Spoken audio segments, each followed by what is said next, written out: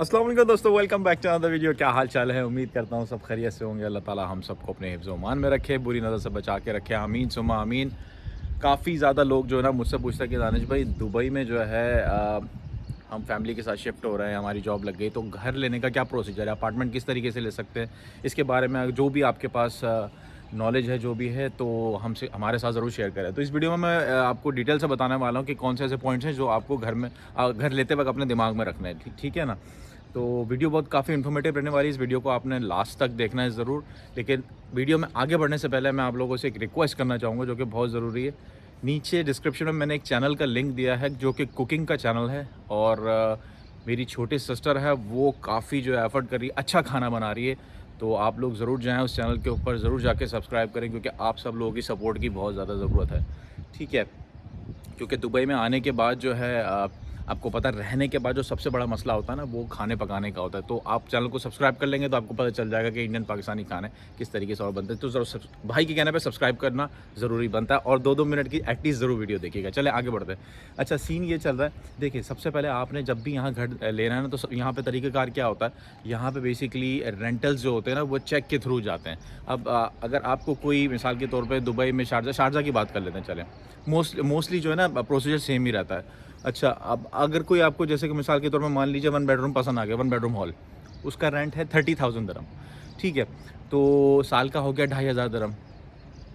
12 महीने का कॉन्ट्रैक्ट होता है यहाँ पे, साल के साल कॉन्ट्रैक्ट रिन्यू होता है। ठीक है?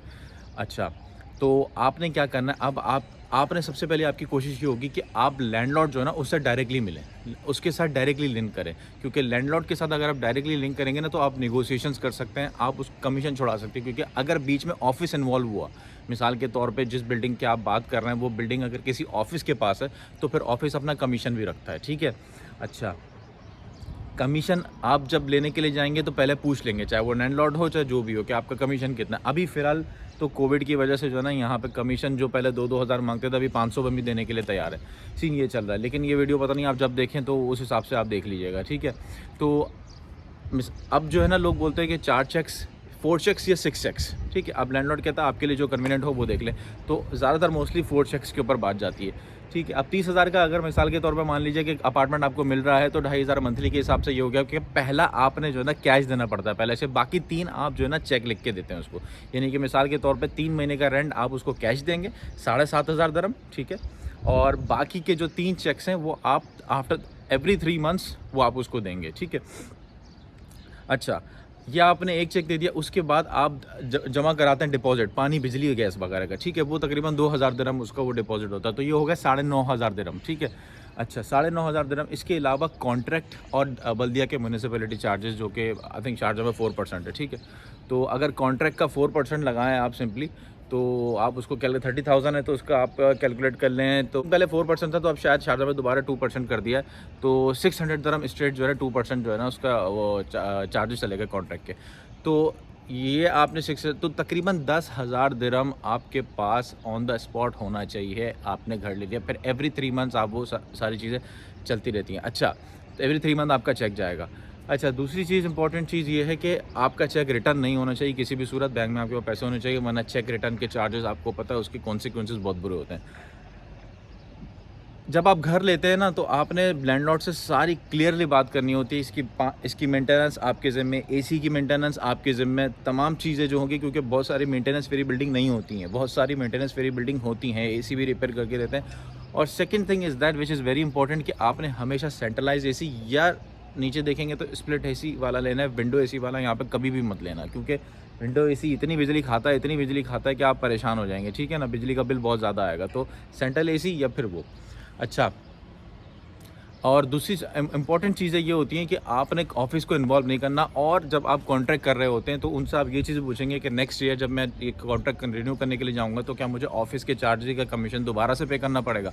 मैं कुछ पे तो नहीं करूंगा ना? ये सारी चीज़ें आपने पहले ही बात कर लेनी है, क्योंकि लोग बेवकूफ़ बन जाते हैं। ठीक है? एवरी ईयर कॉन्ट्रैक्ट रिन्यू होता है, और एवरी ईयर जो है ना वो फिर जो है आपसे जो है ना वो ऑफिस के चार्जेस वगैरह ये सब मांग रहे होते हैं। यही कानून दुबई में, यही कानून अजमान में, यही कानून शारजा में, यही कानून अबू धाबी में, मोर और लेस 90-95% यही चीज़ें होती हैं। बल्दिया के चार्ज, म्युनिसिपैलिटी चार्जेस, और बिजली पानी का डिपॉजिट वगैरह रखवाना। अब आपका जितना रेंट होगा ना 20,000 25,000 उसी का म्यूनसिपैलिटी चार्ज होगा 2%, ठीक है। 4% जो भी अबू धाबी में है या शारजा में है, जैसे अजमान में 2% है, शारजा में 2%, पहले 4% हो गया था, रिड्यूस करके आई थिंक ये 2% दोबारा से ले आए हैं वो, ठीक है। ये सारी चीज़ें होती हैं। जो पानी बिजली का डिपॉजिट आप ये रखवाते हैं, अगर किसी महीने आप पे नहीं कर सकें तो उस महीने का बिल वो उसमें से काट लेते हैं, ये चक्कर होता है। अगर आप टाइम पे करते हैं तो जब आप टेनेंसी कॉन्ट्रैक्ट आप ख़त्म करते हैं तो वो रिफ़ंड आपको मिल जाता है। ये सारी चीज़ें होती हैं। अच्छा, चेक्स आपके ऊपर डिपेंड करते हैं, 4 चेक्स 6 चेक्स, कोई कोई बहुत ज़्यादा फ्लेक्सिबल 8 चेक्स भी जो नहीं कर पाता तो ऑब्वियसली वो, लेकिन ऐसा बहुत कम होता है मोस्टली। एक इम्पॉर्टेंट टिप मैं आपको लूँगा, जब आप घर लें ना तो यहाँ पे इंडिया पाकिस्तान की तरह अपने साथ बहुत नेगोशिएशन चलती है, बहुत ज़्यादा। आप बहस कर सकते हैं, उससे नेगोशिएशन कर सकते हैं कि भाई मेरे पास इतना पैसा नहीं है, अभी आप जो है रेंट में कमी करें। उसको ऑफ़र दें, उसको ऑफ़र ऐसे दें कि अगर मिसाल के तौर पे 30,000 का चेक है, 30,000 का आपका घर का अपार्टमेंट का जो रेंट है, मैं अगर आपको जो है 2 चेक्स में पेमेंट करूँगा, यानी 15,000, तो क्या आप इसको कम करके 25,000 26,000 कर सकते हैं? बहुत सारे लैंडलॉर्ड ये चीज़ें एक्सेप्ट करते हैं, ठीक है। तो आप जितना ज़्यादा पहले पे करेंगे ना, उतना वो रेंट रिड्यूस करते हैं। तो आप ये ज़रूर ट्राई मार के देखिएगा, ठीक है ना। इस तरीके से ज़रूर बात करके देखिएगा। तो घर लेने का सिर्फ ये प्रोसीजर होता है। और फिर वो कॉन्ट्रैक्ट अब तो ऑनलाइन चला गया, ऑनलाइन कॉन्ट्रैक्ट मिलता है, क्योंकि आपको पता है वीज़ा वगैरह के लिए, वाइफ बच्चों के वीज़े के लिए भी कॉन्ट्रैक्ट की ज़रूरत होती है, बगैर कॉन्ट्रैक्ट के जो है वीज़ा नहीं निकलता।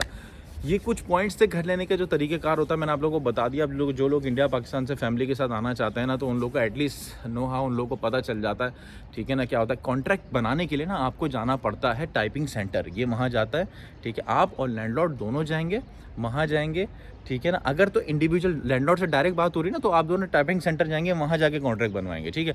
अगर आप किसी ऑफिस के साथ डील कर रहे हैं, ठीक है, बिल्डिंग का ऑफिस है, तो कॉन्ट्रैक्ट वो सब कुछ चार्जेस वगैरह वो सब कुछ खुद ही करेगा, आपको कुछ नहीं करना, आपको जाके सिर्फ उसको पैसे दे देना, दैट्स ऑल। ये सारी चीज़ें होती हैं। काफ़ी इंपॉर्टेंट पॉइंट्स मैंने इसमें कवर करे, जो कि मुझे खुद बहुत अरसे के बाद पता चले थे, जब काफ़ी टाइम मुझे यहाँ पे हो गया था। बहुत सारे लोगों को नहीं पता चलता। आप लोग इंडिया पाकिस्तान जहाँ भी मेरे वीडियोस देखते हैं, आप लोगों को ये सारी इन्फॉर्मेशन घर बैठे हुए मिल जाती है, ठीक है ना। उम्मीद करता हूँ वीडियो काफ़ी इन्फॉर्मेटिव रही होगी। वीडियो को लाइक करके चैनल को सब्सक्राइब कीजिएगा। नीचे डिस्क्रिप्शन में जो लिंक है उसको जाके ज़रूर सब्सक्राइब करें। भाई को दुआ में याद रखिएगा, सबका ख्याल रखिएगा। अल्लाह हाफ़िज़।